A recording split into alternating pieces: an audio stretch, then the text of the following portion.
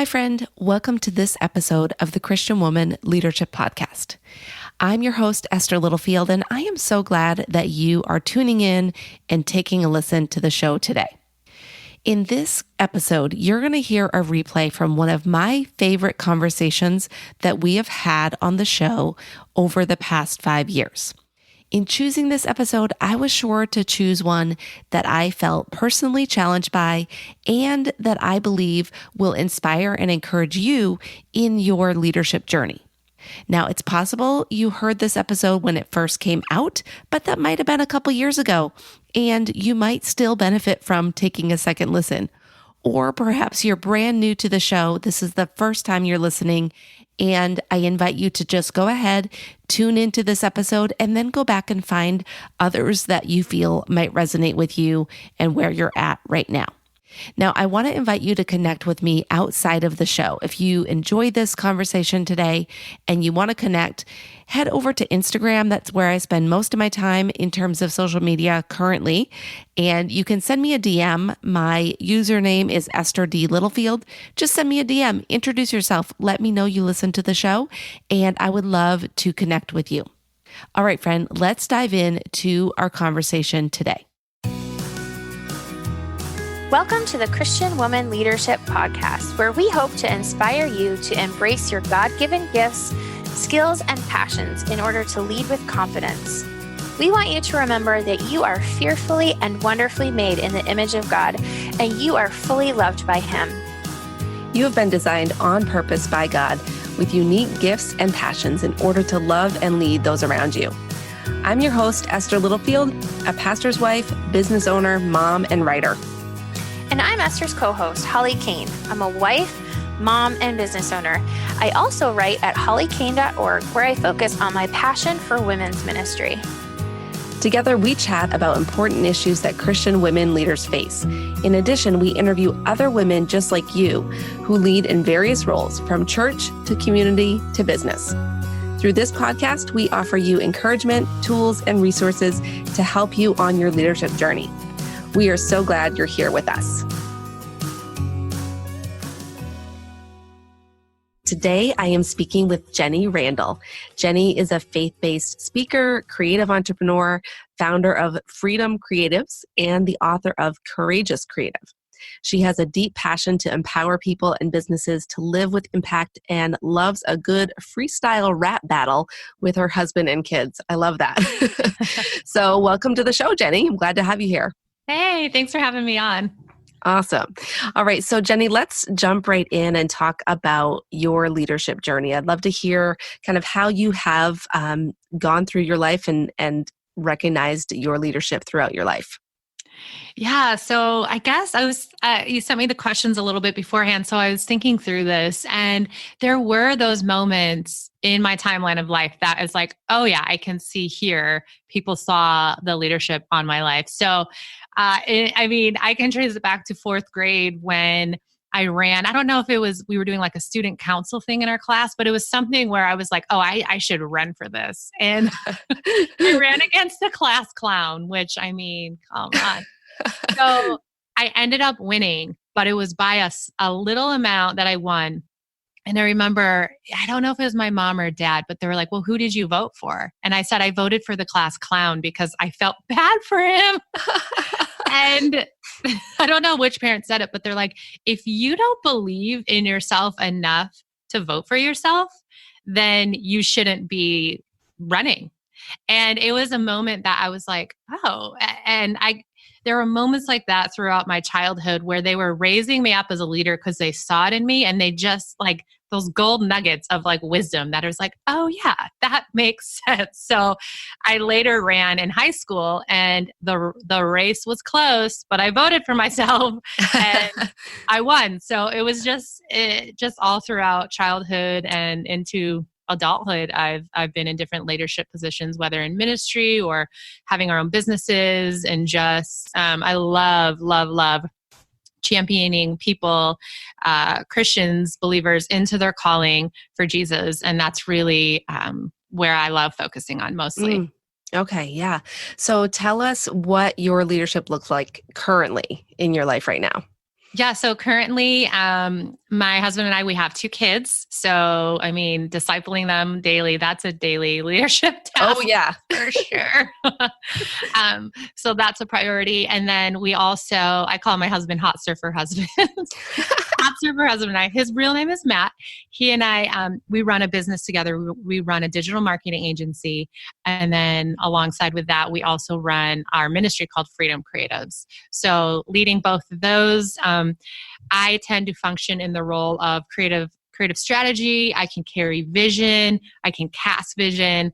And then Matt, Hot Server Husband, does the very logical, like research, very the practical side of the business where I think my job's fun. He thinks his job's fun. So it's like a perfect meld of leadership and greatness. I think we've really found our groove and where we fit in, not only as being married, but in running these businesses too. So it's been fun over the last couple of years to kind of see us settle into those roles and really take ownership over them. Yeah, that's amazing. I love it when you can work together in harmony like that. Yeah. Especially Yeah. when you're married, that can be very challenging, but it can also be very rewarding. So, Yeah, and it's been a battle of me being like, why don't you dream? And it's like, I think at one point he's like, I think you carry enough dreams for the both of us. Like, so, and it's just not the way he's wired. Like, we're wired so differently. So when God convicted me and I actually paid attention to when I was able to like let go of the expectation of, well, he needs to look like this because this is what I look like. Why doesn't he? So when I was able to let go of that. And I think that's a leadership lesson for all of us and the teams we're raising and the people we're investing in is like, we're not wired the same. Thank God, yeah. because we couldn't function. Mhm. And so letting go of those expectations of how we're supposed to function in the workplace and in marriages and in every space, really. Yeah, yeah. So since you've talked about just recognizing how you're wired, what has helped you along that journey of discovering how you're wired and how you've been able to accept that? Yeah, so I took actually a couple months ago. Well, I've taken the DISC assessment before, but I think it changes in the stage of life you're in. So I took it recently. I had a mentor, Dr. Webster, with Spirit and Word Ministries. He challenged me to take it. So I took it again. And along with it, I took the Fivefold Ministry Survey and also another survey called the Heights Spiritual Gifts Survey. So I took all 3 of those, and he took about a couple hours, sat down with me, and just walked through the way I was wired. And Esther, I cannot tell you the way it freed me up to walk in the areas I'm supposed to walk. Like it makes me get emotional because to have somebody affirm, like especially as a woman, to have somebody affirm you are meant to lead, you like the vision you carry can shift a room, like just him going through the DISC assessment. And because I'm a high D and a high I, Yeah. so him going through that, like you're a high level leader who carries strategy, but when you're overwhelmed, you make a to-do list that doesn't actually have to get done. And I learned that the day after. This is so embarrassing. I learned that lesson the day after I sent my publishers. I'm a first time author. I sent my publishers a to-do list like a mile long. And because the book was launching in like a couple months. And it was like that embarrassing walk of shame where the next day I was like, I just learned about my personality. And when I'm stressed, I make a really long to-do list because I think it's something I can control. I'm so sorry. Let's ignore everything I just said. And they were so gracious and kind. But now I'm self-aware. I know that about myself. If I'm making a to-do list, I'm like, do I really, what am I really supposed to say yes to? What can I let go of? So just the freedom and that Heights Spiritual Gift Survey, like just having the freedom to know where God has gifted me and placed me. It seriously, game changer. Game changer. That's amazing. I love that. Yeah. It does make such a difference, especially when we can accept how God has wired us and embrace that instead of like push against it or try to become something different. Yeah. And wrestling against it. That was always the thing. Because it's like, you're too much, like just step back. And it's like, well, knowing that made me be like, okay, I might be too much for some people, but I'm like designed for this kind of stuff. Yeah. You know, and having a husband that gives me space to dream and like gives me space to cast vision into stuff, and like really, like I'll travel around the nation ministering and he'll be like, okay, I got the kids, you go. And like, this is where you're called to step into, like the support. And that's not traditional for a lot of people, but just the freedom in that it's been amazing. Yeah. So rewarding. And I hope that for all the leaders, like they find their people that not only champion them, but that they can come alongside and give them space too, to walk freely in how God wired them. Yeah. That's a beautiful thing when it happens. When it happens. Yeah. Yeah. Can I ask you a question? Oh yeah. Yeah. Has that been a struggle for you? Because you said when it happens, has that been a big battle? I think I've seen it in a lot of situations for sure in other people's. And I know we talked about this on an episode about marriage, actually, where my husband was on and then my co-host and her husband were on. And in my marriage, I am more a go-getter, more, kind of lots of ideas, lots of things to do. And my husband is more laid back. And so sometimes that can be a tension point because like you said, it's not always the traditional role. And like, I'm more of a step up and get stuff done leader. And he's more of a like observe. He's still a leader, but it's just, it looks different. So I feel like we've figured it out in our marriage, how to support each other and do that. But I don't think that always happens, especially for the women. So I agree with you that we need to do that regardless of gender. So yeah. Awesome. So can you tell me if there's been any other specific life events that have contributed to you becoming a leader? You talked about your parents encouraging you early on. Were there any other things that happened throughout your life that maybe have contributed to your leadership development? Yeah. In 10th grade, there was I was in public school and there was a leadership weekend and I got asked to go on that. And it just was the first time that a teacher was actively pouring into that in my life. So that was just, and I love like overanalyzing why we are the way we are and like how we work. And so that was like so fun for me as a high schooler. And I've just, that was really the kickoff of people pouring into that for me.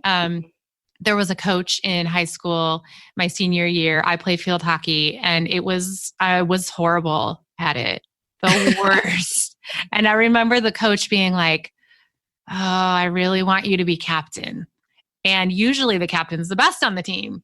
And I remember she was like, because it's a vote. And she's like, how do I get people to vote for you to be captain? Like, because she saw that on my life. And I don't remember. I think maybe there were 3 captains. I don't actually remember if I was captain, but just the fact that she saw that on me. But the thing that was cool is that you can lead and not be the most excellent in that space because you know how to call that out in other people. And I think a lot of times in leadership, we think we have to be an expert in every area, when in reality, you have to know how to recognize the experts in the areas and bring that out in them. Yeah. So true. So have you had mentors that have guided you along this journey as well? Yeah. The Dr. Webster, who I mentioned, he has been an instrumental mentor in my life. And literally it's just been a few hours of his investment in believing in me, and just to have him be like, yeah, you're a woman who can run a ministry. Like, just for him to say that, like, I'm done, like, sign me up, let's be best friends. So he has been really instrumental in the things I'm walking in now. And then there's a woman named Mimi who has just been like, keep going, keep writing, stop overanalyzing stuff, just do it. She's been really instrumental. And my parents, my dad leads by example. My mom leads more quietly, but strong. So seeing their different leadership has been instrumental. And then of course, my pastors, I go to a church called Redeemer Church and here in New York, and we have 5 churches, but it's like one big united vision. Yeah. And to have the pastors just be available for questions and like see how God is using me in this season and just help that. And like even giving space for the gifts within the church, like specifically like prophecy or like words of knowledge, like that type of leadership stuff. They have created space for that and have intentionally pulled that out of people. And that has been really powerful and rewarding as well. Yeah, that's amazing. Yeah. So what about your faith? You just mentioned church. So how has your faith impacted your leadership over the years? I think my faith has just impacted it because it's the lens through which I view everything, right? Mm-hmm. So we in our marketing business, we run mostly our clients are mostly influencers and leaders in the digital space. So they're like self-help. And I love it because we'll be working on stuff and I'll pray over the projects. And like, I feel like God will give me wisdom about like, oh, focus on this or like, let this go, or here's an idea here. And I think in our leadership, Holy Spirit is always speaking and moving and wants to be invited into our process of developing content or whatever the case may be. And so actively going after that, I think is huge. And so I've seen it in everything on my leadership, my faith. And I think also recognizing our God-given creativity for me to walk through that journey of, okay, we're all created to be creative. What does that look like? Because it looks different for everybody. What does it look like to make stuff? Because that's the definition I like to use for creativity, making stuff. What am I making? That's how I'm being creative. And now how can I continue to fight for that God-given creative nature? Because I think it is a fight. I think I think our creativity as a leader is the greatest weapon that we can carry. And I think a lot of the times self-doubt gets in the way, or perfectionism, or performance mentality, or comparison. There's so many different things. And I think our faith comes into play, specifically for me, when I have to karate chop through the pain or the shame or the guilt or whatever in fighting for that creative nature, because I believe we're meant to be influencers and leaders, especially just in whatever sphere we're in. We're meant to be a leader in that sphere as a believer. And I think our creativity and fighting for that is one of the greatest things we can do. Yeah. So you wrote a book about creativity. Yes. And I know that's part of your message that you're bringing to the world as a leader, right? So can you tell us what are some of the things that we as leaders can do to, you just talked about it, we're fighting for this creativity. So what are some of the practical things that leaders can do to practice creativity or to fight for it in their lives? Yeah. So being self-aware, first of all, that you are created to create, and don't put yourself in a box thinking that, okay, Jenny said I'm creative, I'm going to go paint a picture. Like, your creative expression looks different. Everyone is uniquely wired and it looks different.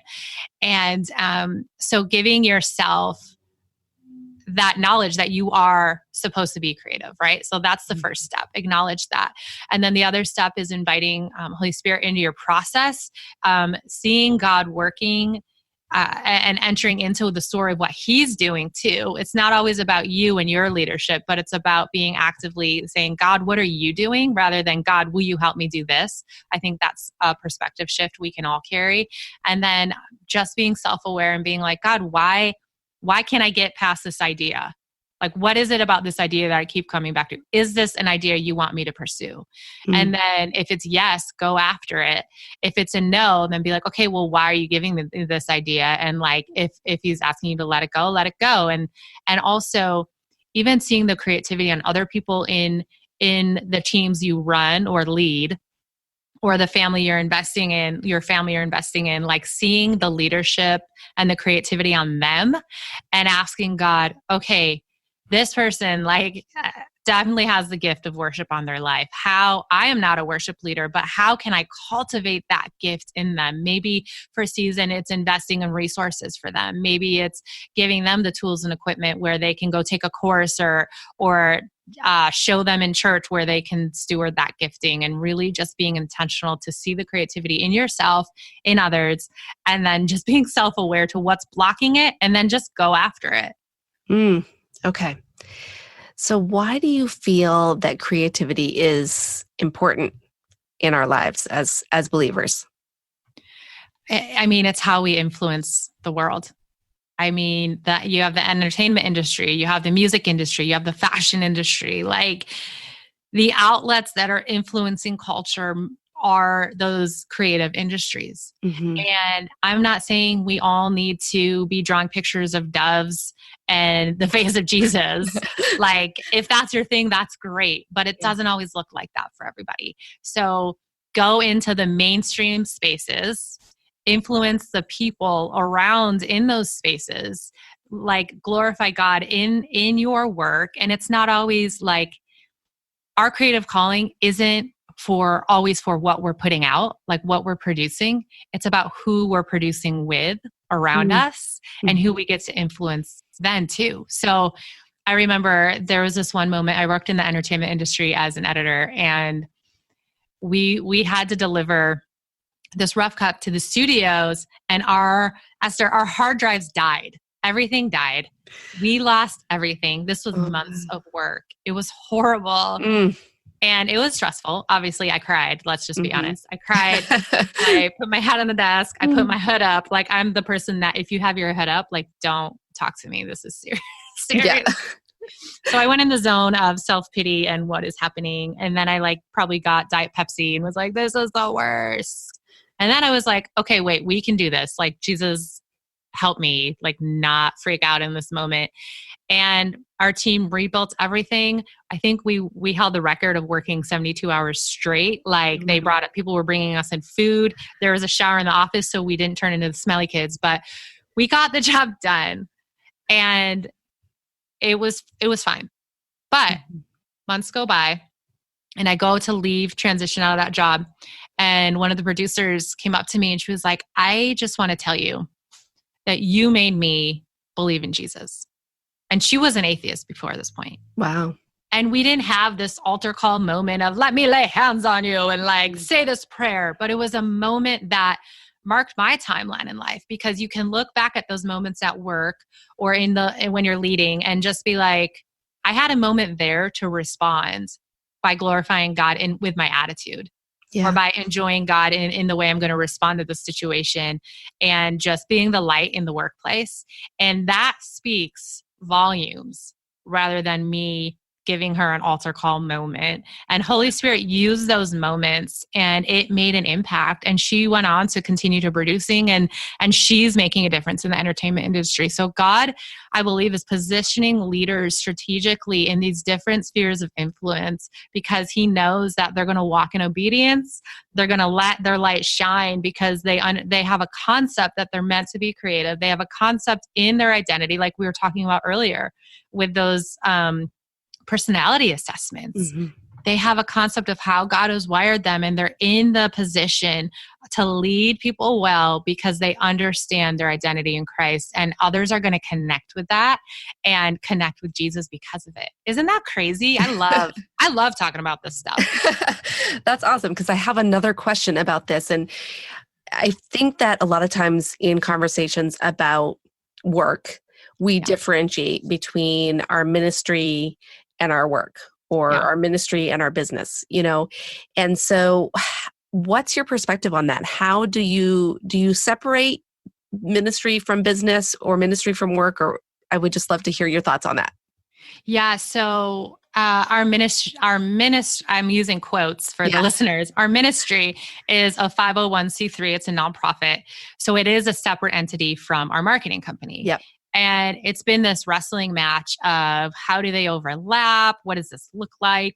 And the physical ministry does not overlap with our marketing company. But I believe the ministry of being the hands and feet of Jesus do overlap with the marketing company. Right. You know what I mean? So just from a purely like aesthetic and like marketing thing, I do not brand them together. Like my Instagram is my ministry page, and like we've never actually had to do marketing for a marketing company, which thank you, Jesus, because that makes it easy. Yeah. But so we've haven't merged in that way, but I believe they're kind of just intertwined naturally. And I've had people say, why isn't your ministry, your marketing, like, why aren't they combined? And we specifically, our clients are in the mainstream spaces. Mm-hmm. And if I were to say, we only help faith-based people, or we serve Christians, then that's a totally different company. And we feel called to keep that in the mainstream space at this time. Yeah, right. So I think what I'm hearing you say is that Christians can be in the mainstream, or should be in the mainstream if God has called them there, and that can, being there can still be a ministry, even though it's not a quote unquote official ministry like a 501c3, like you were saying. Your work in that space can still minister to people. Yeah, I believe wholeheartedly, if you are a believer, you have a ministry. And it's in the everyday minutes of your life. Are you glorifying and enjoying God? That is our purpose. And your physical job may be different from mine, but we're all on the same mission, And it's just like taking the grandiose of what is my calling and just making it simple. Like our pastor taught on purpose one day, and it shifted everything for me because I do carry such vision. So when he's like, okay, our purpose is to glorify God, I'm like, oh, that is so easy. Not that it's easy. Of course, every day it's like, what are you, but it's easier than writing 700 books and you know what I mean? Like it takes that pressure off. Yeah. The pressure of trying to find the one thing. Yeah. Or chase that big dream, and it takes the pressure off. And all we have to do is show up. And if God says, go over there and talk to that person, just be willing to do it. Or have a good attitude when your computer blows up in your face. Like, just show up and bring him glory. And I think I struggle with, because I love investing in believers. And I think a lot of people struggle. Well, I'm not like a pastor, or I'm not a leader in the church. So how do I function as a Christian? Like, how does that work? And I think it works by understanding your creative nature, understanding the power you have through Jesus in your workplace to just show up and see how he uses you, and being open to being used. I think more than ever, we have to step into the uncomfortable areas of leadership. I think as Christians, we need to be the ones leading these large organizations that are influencing the world, whether they're Christian or not. I don't care. Like if you're a leader and you can step into those places, you should be the one making the decisions. You should be the ones downloading strategy from God if he gives it to you, and implementing it for your teams and raising up leaders underneath you. Like that is how culture changes, is when we go into those areas where it seems dark, when we can enter in and be like, you know what, this is about serving God, and he's calling me to go into this uncomfortable area. And it might not look like a standard quote unquote ministry, but it is a ministry, and it might be hard work. It might be uncomfortable. You might have to battle for stuff. I remember I was in this boardroom meeting.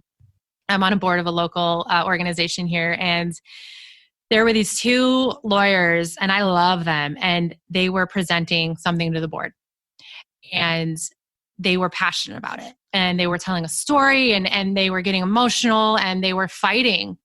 They were like, justice, like this moment. And then this one woman paused. She laid out the case like I was sold. She did a dramatic pause. I mean, I say that dramatically, but she paused and she said, but that's just my feelings. You can do what you want to. And I like dramatically slammed my hand on the table. And I think as women specifically in a place of leadership, your voice carries power. And I think a lot of the times, we can diminish our voice because we either don't think we're of equal value, or, well, that's just my opinion. And I think I want to just challenge everyone listening, like God has given you a voice, and it's time we have to use it. And if you are in a high place of leadership, you need to place high value on your God-given voice, because there is a reason you are in the place you are meant to be in, and walk confidently, not in yourself. There's one thing to be self-confident. It doesn't matter about your accolades. It doesn't matter about your awards. It's not about people's praise, but it's walking in a God confidence in who He's called you to be. Actually, it's not even about who He's called you to be. It's about who He is. You know, this is like gospel, like who God is, and then walking confidently in the areas He's sending you. And I think especially women in the leadership, they need to place value on their voice and step into the dark areas where they're called to lead, and lead powerfully, and don't ever, ever diminish your voice. And I've done that plenty of times where I have shrunk back and said, oh, well, say similar. Oh, it's just how I feel. Do what you want. But no, God, I think more than ever, God is equipping leaders, creatives, and men and women to use their voice powerfully for Him to influence culture and change in businesses, change in the world around us, because that's how it's going to get done. Love everything you shared. And it's completely that whole point that you shared about confidence is the foundation of this podcast and what I believe, that it really is about what God is doing, and that we are part of it. And he's putting us in places wherever that might be, whether it's at home raising your 3 kids, or whether it's in a boardroom, as the CEO, whatever it is. So He has that set up for us. Man, but we have to step up. We have to step out. And Esther, your resources and this podcast is so instrumental in empowering people to do that. So thank you I know how hard it is to create a podcast week after week after week. Like there's so much, I'm sure, on your to-do list. And I know it's such a sacrifice of your time. And I just want to publicly shout it from the rooftops. I'm proud of you. I'm so thankful for you. And you're leading up strong women to say, yes, here I am, God, let's do this thing. So thank you for your investment. Thank you, Jenny, for saying that. I really appreciate that. Yeah. It's definitely a lot of work. So let me ask you, where can we go full vulnerability for a moment? Oh, we can. Okay. I saw you get a little emotional. Yeah. Is it because people aren't saying that enough to you, or you're just tired, or what was behind that feeling? I think whenever someone affirms me like that, it makes me get emotional. Yeah. It's an affirmation that I'm doing what God has laid on my heart, because someone else is agreeing with me on that. So I appreciate that. And I was actually going to ask you about vulnerability next. So that's kind of funny that you brought it up. Oh, cool. Can I just say one thing? I love how you just processed through that, because I think as believers, we need to always be encouraging each other in the callings we have. I can't tell you how many times I've gotten a text at the right time when I'm like, oh my gosh, someone's like, hey, keep going. And it's like, yeah, thank you. And so all the listeners, here's our challenge to you. Prayerfully ask God, who can you encourage today in their calling? And then just shoot them a text, or give them a call, because it takes 30 seconds to affirm somebody, and it can shift everything for them. Yeah. Yeah. And I think this completely relates to what we're talking about with creativity, because as a creator, so as a podcaster, as a blogger, when you put yourself out there, you are opening yourself up to all sorts of whatever, anybody's opinions. Anybody can leave a review. Anybody can leave a comment. And so there's an aspect of vulnerability as a creative. So what are some of the things that you would recommend to someone who is, you're encouraging people to be creators, but yet they have to be willing to be vulnerable to be a creator, right? Yeah. How can we do that and not succumb to letting all the opinions of others affect us? Yeah. Whew, that is a work in progress. So there's a couple of things. In my book, I wrote about being redemptively vulnerable. And I think we have opportunity to create from pain and put our stuff out there. And then we also have opportunity to create from a pain we've processed through, and we've seen God in, and we've seen Him redeem. right? Yeah. So creating from that space is so much more healthier from creating from the space of, I'm going to spill my guts, but I'm still figuring it out. So I always like to urge leaders to create from the redemptively vulnerable space of, I've seen God in this. This is what it looks like. I found his redemption in this messy moment. So creating from that space is really the healthy way to do that. And studies even show when you create from that darkness or like that pain of depression, it doesn't go, your creativity doesn't go as far as if you were to create from a more happy, positive place. And finding God in the midst of the pain and the hurt, it's a wrestling match, but you find him because he's so faithful and he's always working in us and through us, and we're always in process. So taking the challenge to find him in that and then producing content or writing or blogging, podcasting from the redemptive side of things goes way much farther. And you've already seen the outcome. So when you're getting attacked, if you do on social, or if people are being like, oh my gosh, how could you do, like you're already secure in the outcome because God loves you. You've wrestled through it. You've found your faith has hopefully strengthened because of it. And you can hold tightly onto that rather than other people's opinions. I have to tell you, I got a 1-star review on Courageous Creative. Oh my gosh. And I remember seeing it and I'm like, okay, Jesus, I can do this. And I read the 1-star review and it was like, it was actually, I'm actually really proud of the review because it was like, this book is all about Jesus. Yeah. And they just didn't know it was a Christian book. So I saw the review and I'm like, awesome. I really like that review. And if I was unhealthily creative, I would have been so broken and like, this person doesn't like me, like so wounded. And of course, we're all in process. So I have days where stuff affects me. One woman called me out on something publicly and I was like, this is really awkward. And I let that define me, like shrink back my voice, when in reality, she was struggling through really heavy stuff. And she just put that on me because she was in her own struggle. So just noticing that everyone is all in process and like you have to hold things so loosely and not let them define who you are. Because if you're letting other people's criticism or feedback define you, you're not going to get anything done. Yeah. And of course, there's a time and a place for accountability. That's different.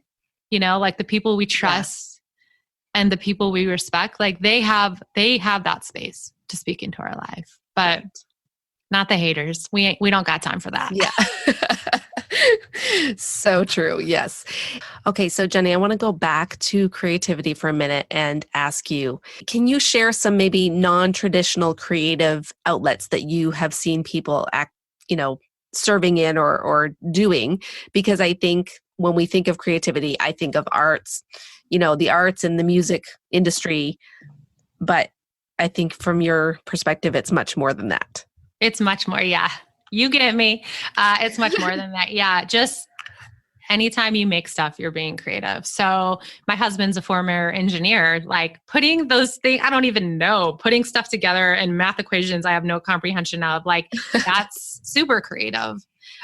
Teaching is creative in the way you're communicating to your classroom, or even the activities you're leading your class through is so creative. If you are in business, especially a leader in business, you're developing strategy, you're communicating daily with your teams, you're positioning the right people in creative ways. So that's also being creative. If you're cooking for your kids, I mean, how many frozen pizzas can I serve them a week? Like you have to creatively think of something new, or something like you can be creative in the way you cook.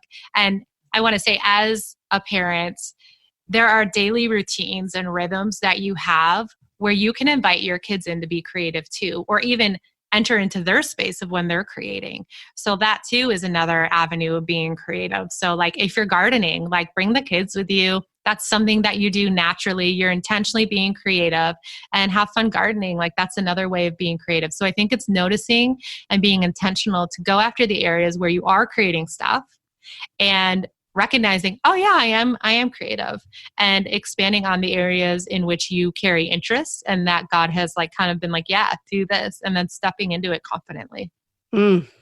Okay.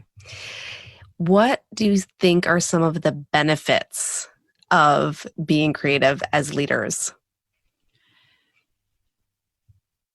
I think you get better results. I know you get better results because you're not limiting your team's ability. You're giving them space to think outside of the box. Like we'll have meetings where it's like, let's just like say the most ridiculous stuff we can think of. And but that's how your brain starts like playing off of one another. And then at the end, you're like, you have this really great idea that would have never been developed if you were just like, okay, what, like so rigid or like rules and regulations. So developing creativity in your team really produces higher results because you're trusting your team, first of all, to show up, and you're giving them space to process through stuff. And I mean, I think all the like big organizations, I'm thinking specifically Google or Apple, they'll have like a day which just like freedom day, and like you just get to go create or build out like different code. I don't know the technical terms, but you know what I mean? Yeah. Like they just are like, just go and do. Or I know one of the companies I was studying, they were like, let's just go serve in our community. And they were being creative in that way. But you're in the community seeing areas and seeing areas that you can fill a void or that you can serve in. And that's getting you being creative and thinking in new ways and like thinking in different demographics even. So creativity to explore in business is huge, especially in leadership, just to champion people to be like, why don't you try giving up ownership of stuff as a leader and saying, why don't you try that, goes a really long way because you're empowering people beneath you to rise up to a challenge, and they'll do it. We just have to say, give them that opportunity. Yeah.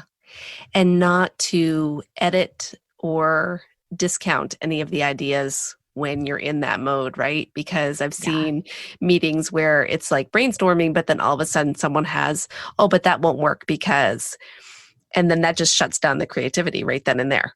Yeah. So yeah, don't buzzkill those ideas. Yeah. Give them room to breathe at least. Mm-hmm. At least 24 hours. That's what I like to do. Like I'll finish up a project and I will, if I have the time in the schedule, I'll just sit on it. We'll just sit and wait and give it space to breathe, because usually the next day I'll look at it and I'll be like, oh, we should tweak this. Or like, it's a different perspective when you can give stuff room to breathe. I was just going to ask you how you think that like rest or white space plays a role in creativity. So that kind of goes along with what you just said. Yeah. I think it's huge. I mean, studies actually show if you go for a walk in silence, so don't bring those podcasts with you. If you go for a walk in silence, like it produces your creative output by 60%. Wow.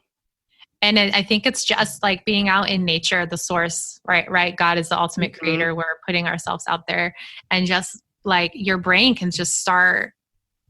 And I always say, bring a notebook or bring something so you can jot those things down. Because I think I have the most genius ideas. And you're like, I'm never going to forget this. This is the best genius. This is going to go like, it's done.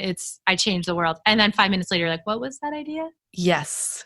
Oh, that's the worst feeling. I'm sure. Have you had that happen? Oh, definitely. Yeah. All the time. Yeah. So I met a pastor once he was like, I invented bottled water. And I was like, what? And he's like, I mean, in my head, and then I forgot the idea, and then it came out 5 years later, but really that idea was mine. I was like, that's awesome. So I think a lot of times actually God will give us these creative ideas, and maybe he's just giving us, it might seem like a silly entrepreneurial idea or like engineering something, but maybe it's an idea that it might seem silly, but maybe he's doing it to bring in another income stream into your life so you can produce other stuff. Like I think a lot of times we'll underestimate those quote unquote silly ideas because they don't hold this divine kingdom purpose, when it's like, maybe God's just doing it so you can get some resource all up in your face. Like, I don't know why, but like maybe we should be a little more risky to step into those unknowns and those ideas. I think sometimes we think like work or business has to be super hard or something we hate instead of something that could actually be fun and that we could love. Yes. right? And so when I started doing work that I loved, it really changed the game for me. Mhm. I agree fully. And I think nowadays, especially, we can do the work we love. Yeah. We're not going to love I don't like Oh, to right. do this. Like, we're not going to love every single, but because of the digital space, because of people can work remotely, like we can, if God's calling us to step into these unknown areas and do something, like just take a risk and do it. I think a lot of times we limit ourselves because it seems outside of the box when in reality it's not. Yeah. And I love that you said that. That's so good. Awesome. All right, Jenny. So one of the challenges that some of us have, and then maybe you're one of them, is that we are multi-passionate. And that's not necessarily a challenge, but it's kind of just a feature of our Yeah. lives as women. And we're juggling a lot of things. So Yep. you have a business with your husband, you are a wife, you're a mom, and then you have your ministry as well. So how are you practically managing all your responsibilities on a day-to-day basis? Oh man, I wish I knew. Well, in the perfect world, I would have more white space, like you said before. But specifically, I would fill that space with Jesus, because I know when I do that, the other things tend to fall into place the way they're supposed to. Mm, So, as a high DI person, which means I can get stuff done, I tend to work too much. And I have had to be really intentional to turn off my computer when the weekend hits and like not enter the office. yeah. I've had to ask people to hold me accountable. Like, are you, whatever I need to set up to do it all, because I'm not doing it all. Mhm. But I've had to set up those healthy boundaries so I can feel a little peace in this whole thing. Right. And I think the biggest lesson is to see the areas that I'm gifted in and then delegate all the other stuff. If we have finances to do that, specifically in our business, delegate all the other stuff so my brain can function. Like, so for me, I love doing creative strategy. I don't want to do a 7-page to-do list. I'll make a 7-page to-do list, but I don't want to do it. But I Yeah. want to find the right person that loves to do that. So it's delegating the areas in which aren't my favorite and giving somebody that opportunity. Because too, as a business owner, you're blessing people by bringing them onto your team. And in our business, you get to work from home because the internet, right? So except when it goes out and the whole world dies. Oh man, when Facebook and Instagram go down, it's not a good thing. I know. I'm like, man, my business really should, So we're focusing on growing our email list much more. Yeah. But yeah, I don't really have an answer to that other than just the best lesson I learned on balancing all the things was I was at a speaker writer conference, and this one woman leader was like, I mean, when I first got into this, my kids were in preschool, and it just punched me in the face, like in the best way possible. She's like, every day you have to hold so tentatively, and every day just start and be like, Jesus, Holy Spirit, what do you want me to focus on today?